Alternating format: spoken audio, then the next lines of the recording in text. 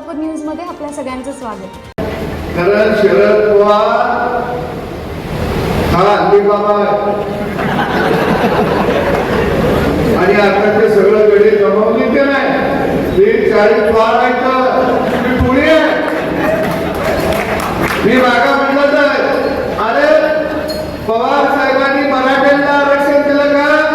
नाही दिलं. मराठाला आरक्षण देवेंद्र फडणवीसनं दिलं. ईडब्ल्यूएस मधनं मराठ्यांना आरक्षण नरेंद्र मोदींनी दिलं. सारथी संस्था मराठ्यांसाठी देवेंद्र फडणवीसनं काढली. पवारांच्या लक्षात आलं ते जानी मावशीत आहे, एकच गोळी देतंय, सगळं रोग बरं करतंय. आणि म्हणून सकाळ संध्याकाळ उठले की सगळे देवेंद्र फडणवीसवर बोलायला लागले.